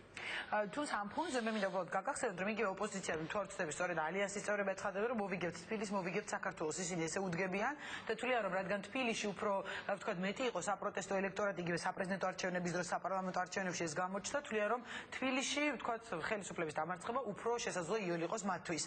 არის თუ არა ეს გარკვეული რისკი ვთქვათ ხელისუფლებისთვის და რამდენად დარწმუნებული ხართ საკუთარ ძალებში ამ ფონზე, როდესაც ესეთი განცხადებები კეთდება? ჩვენთვის ძალიან მნიშვნელოვანია რომ საზოგადოებას ქონდეს რეალურად არჩევანის საშუალება და გამოხატოს თავისი პოზიცია არჩევნების თვით. ამის შემდეგ ბუნებრივია. ეხლა რისკად მე ვერ ჩავთვლიდი ამ ოპოზიციის პირობებში, რომელიც რეალურად ალტერნატივებს ვერაფერს ვერ თავაზობს საზოგადოებას, ვერც ერთი პრობლემის მოგვარების ალტერნატიული გზა ჯერჯერობით ვერც ერთმა პარტიამ ვერ წარუდგინა საზოგადოებას და ეს ერთ-ერთი მთავარი არის, რაც ჩვენ გაგვასწავლებს ჩვენი ოპონენტებისაგან. ამიტომ ჩვენ ბუნებრივია გვაქვს იმედი ჩვენ თბილისელების, ისევე როგორც ნებისმიერი რაიონის, ნებისმიერი ქალაქის წარმომადგენლების, მოქალაქეების მხარდაჭერის და ამ იმედით და ამ მხარდაჭერით იმ გაკეთებული საქმით, რომლითაც დღემდე მოვიდა ნაციონალური მოძრაობა, გიგი უგულავო, თბილისის საკრებულო, ან თქვათ ნებისმიერი სხვა რაიონის ხელმძღვანელობა, აი იმ საქმეებით ჩვენ მივდივართ არჩევნებზე და საზოგადოება აუცილებლად შეაფასებს. ბატონო პავლე და მზადებით თქვათ ხელისუფლება ჩააბაროს ეს არაერთხელ გაკეთდა ეს არჩევნები ყოველთვის არის ტესტი. იგივე საერთაშორისო საზოგადოებისთვის. არჩევნები ყოველთვის არის ტესტი. არჩევნები პირველ რიგში არის საშუალება იმის, რომ საზოგადოებამ შეაფასოს რა გააკეთე შენ გასული წლების განმავლობაში და საზოგადოება ამას ყველაფერს ხედავს და აფასებს ბუნებრივია და მე დარწმუნებული ვარ რომ სწორედ ამ შეფასების შემდეგ მხარდაჭერა იქნება კიდევ უფრო მკვეთრი და ისეთი რაც არც ერთ პოლიტიკურ ოპონენტს არ დაუტოვებს არაფერს სასაუბრს. კარგი და ბოლო კითხვა და მოკლე პასუხი ძალიან ცოტა დრო დაგვრჩა.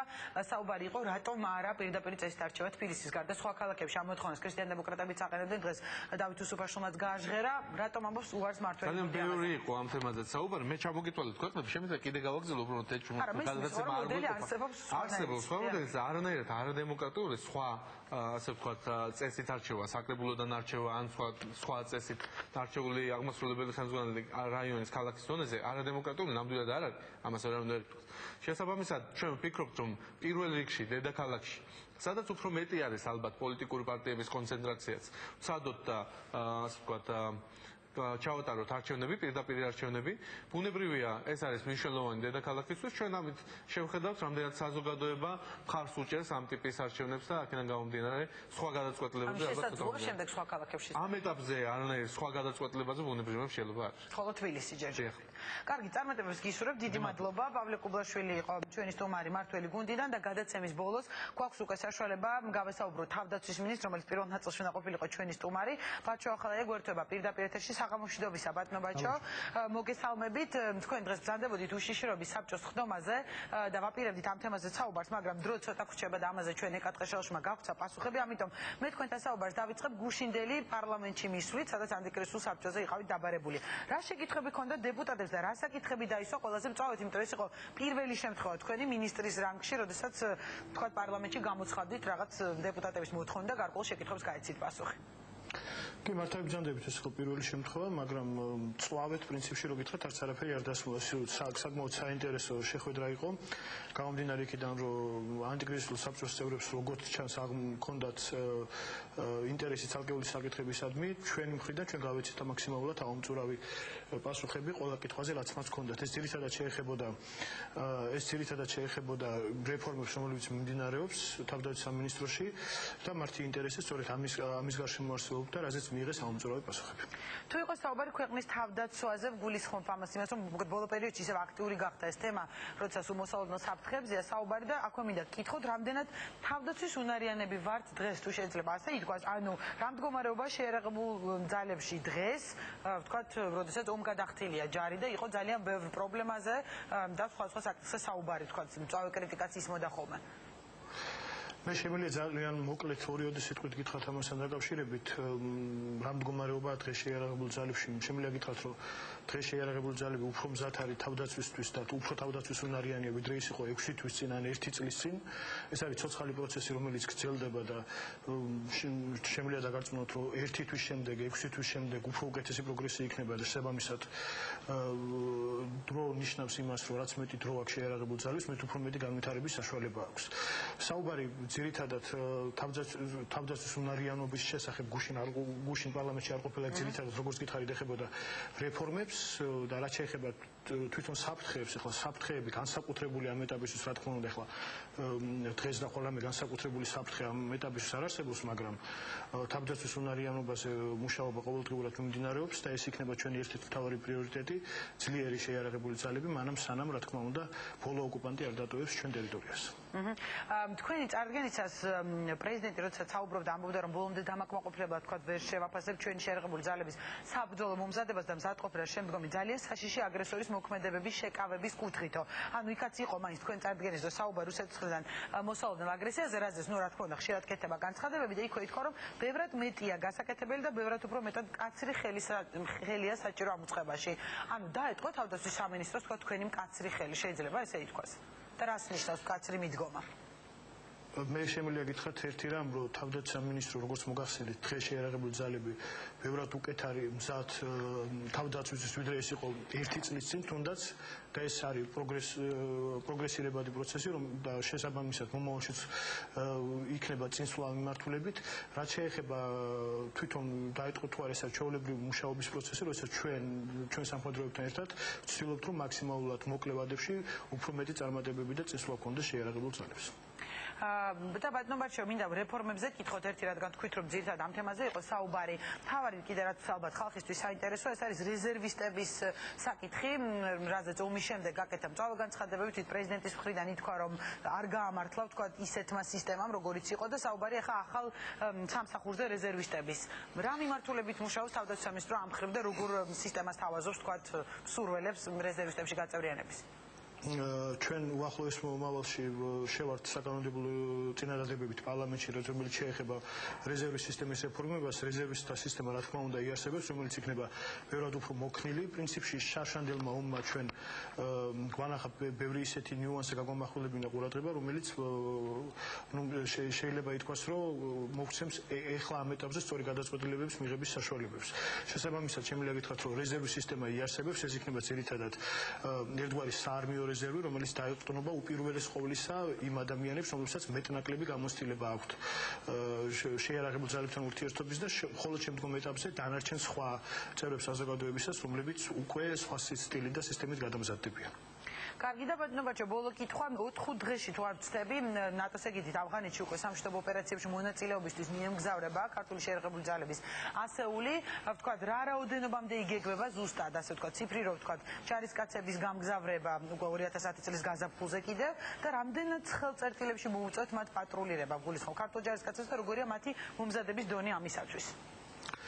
შემიძლია გითხრათ, რომ ამ ეტაპისთვის იგეგმება ერთი ასეულის გამგზავრება, ეს იქნება ფრანგული სარდლობის ქვეშ, რომელიც წავა უკვე წლის ბოლომდე და შემდგომი დონე ეს იქნება ბატალიონის დონე, რომელიც ამერიკული სარდლობის ქვეშ წავა მომავალი წლიდან და დონეს რაც შეეხება თვითონ მომზადების, ეს არის საკმაოდ დამაკმაყოფილებელი იმისთვის, რომ ასეთ სახის ოპერაციებში მიიღონ მონაწილეობა. და ახლა ავღანეთში სხვადასხვა რეგიონში განლაგდება თვითონ ასეულიც გამომდინარე იქიდან, რომ ფრანგული სარდლობა სხვა რეგიონშია განლაგებული და შესაბამისად ბატალიონის ამერიკული სარდლობის ქვეშ იქნება სულ სხვა რეგიონში განლაგებული, ვიდრე ეს იქნება ასეული.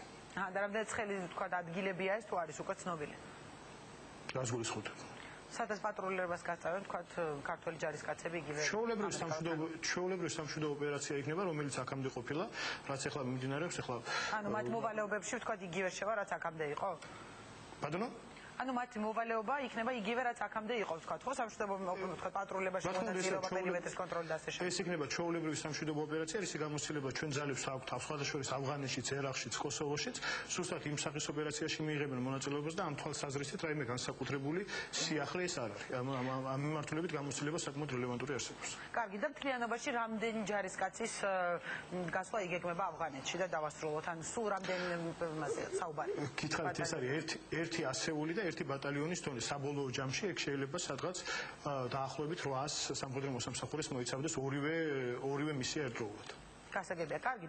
ძალიან დიდი მადლობა, რომ როგორც იქნა გადაცემის ბოლოს მაინც მოგვისწარი და მიიღეთ მონაწილეობა პოზიციაში. თავდაცვის მინისტრი ბაჩო ახალა ესაუბრობდა პირდაპირ ეთერში, ასეთი იყო ამ პარასკევის პოზიცია. მომავალ კვირაში უკავშირ ხდებით ერთმანეთს უკვე იმ კვირის მთავარი თემით და განსხვავებული პოზიციებით ამ სტუდიაში.